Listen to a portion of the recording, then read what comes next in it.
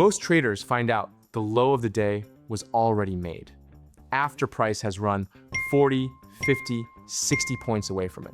By the time they're confident enough to click buy, the move is basically over. In this video, I'm going to show you the exact three-part framework I use to actually validate a high or low of the day while it's forming, not after. No repainting indicators, no guessing, no, it just felt right, just structure. By the end of this video, you'll be able to look at a chart in real time and say with confidence, this is the low, I'm not fading it, or this is fake, don't touch it. Let's get into it. Before we touch a single chart, you need to understand there are only three pillars that confirm whether a high or low is real. The daily profile, how the candle's actually being built, session by session. Correlation between related assets, are they agreeing or disagreeing with each other? The 50% level of the previous day's range, a simple but brutally effective filter. Individually, each of these gives you a clue. Together, they give you conviction. That's the whole game stacking confirmations until the probability tilts hard in your favor. But before any of that works, you need to understand something more fundamental. Not every high or low forms the same way. There are two completely different personalities a trading day can have. Every single day, price is either doing one of two things, reversing or continuing. Sound obvious? It's not, because how it reverses tells you everything. Reversal days. A reversal day happens when price pushes into a key level and turns around the same day. Think of this as the market's second attempt at a swing. It's testing a level, and the reaction there decides the entire day's story. Now here's the part almost nobody talks about reversal. Days come in two distinct flavors. Flavor one, the expansion reversal. Price taps the level, prints a small, tight wick, and immediately expands away. Quick in, quick out. Because the wick is small, the candle has plenty of time left to build a real body in the other direction, which is exactly why this type supports strong expansion. Here's how you actually confirm it in real time, rather than assuming. Watch for a CISD, a change in state of delivery on a lower time frame right at that wick. In practice, that means price stops making lower lows or higher highs and closes back through the most recent leg that was pushing it into the level. That close is your confirmation. The sharp V-shaped reversal is real, not just a pause before the level gets run through again. Flavor two, the large wick reversal. Here, price spends a long time fighting at the level, building a big wick, and by the time it's done fighting, there's not much of the session left to actually build a body. You get a big wick, small body. This version is slower, messier, and honestly, harder to trust immediately. Continuation days. These are the easier days to trade, plain and simple. A continuation day is what happens after a reversal has already been established. You're not guessing where the turn is. You're just riding the wave that's already confirmed. You'll usually catch these on lower time frames, like 4-hour trading through the gaps left behind by the initial expansion move. Because the hard part, which is finding a reversal, is already done.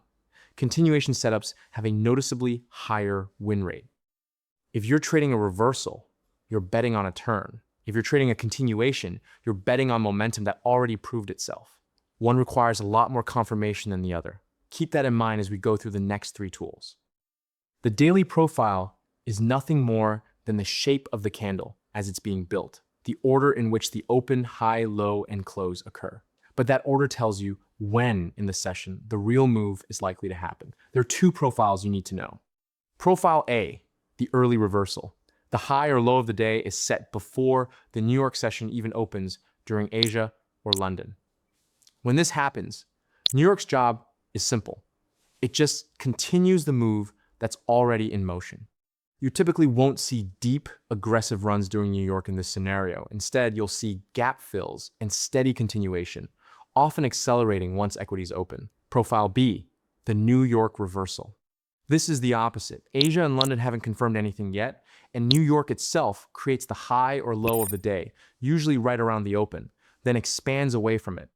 This is the profile that catches most retail traders off guard, because the move looks like it's just starting, when really it's already been building all session. Here's the practical takeaway. Before you take any trade, Ask yourself, has today's high or low already printed overnight? Or is New York about to make it? That single question changes your entire approach for the session. This is the tool most traders skip completely, and it's honestly the one that gives you the earliest warning that a reversal is real. The idea is simple. Related assets, like two major index futures, should generally move together. When they don't, that disagreement is information. One asset showing strength while the other shows weakness at the exact same level is often the market tipping its hand before the move even happened. There are two signatures worth knowing. Divergence at a key level. One asset makes a new high or low, and the correlated asset refuses to follow. That refusal is the tell. It usually means the asset that failed to confirm is the weaker one, and it's often the one that will move the furthest once the real direction kicks in. PSP precision swing point. This is the two-stage signature where the relationship between the two assets flips right around the same price level. One closing bullish while the other closes bearish, or vice versa. When this stacks with a divergence, you're looking at a genuine two-stage, not noise. I'm not going to go deep into PSP mechanics in this video. That deserves its own full breakdown, which I'll cover in future, but just know the signature when you see it forming at a key level.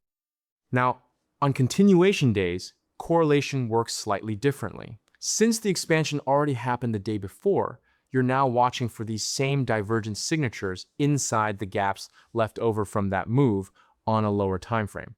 It's the same concept, just apply to confirm that the existing move should keep going rather than confirming a brand new reversal. Here's why this matters so much. The daily profile tells you where a reversal might be. Correlation tells you whether to actually trust it.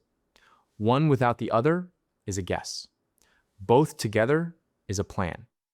This last tool is deceptively simple, and it might be the most underrated filter in this entire framework. Take the previous day's full range high to low and mark the exact midpoint. Here's the rule. If price respects that 50% level and doesn't trade back through it, the current session has room to expand in its intended direction. If price disrespects that level, trades back through the midpoint of the prior day's range, you should expect one of three outcomes. A large wick instead of a clean expansion, a stalled, directionless day, or a full invalidation of whatever setup you thought you had. Think about why this makes sense. If today's price action can't even stay on its side of yesterday's midpoint, it hasn't earned the right to run somewhere new. It's still fighting old business. This is also your built-in invalidation tool.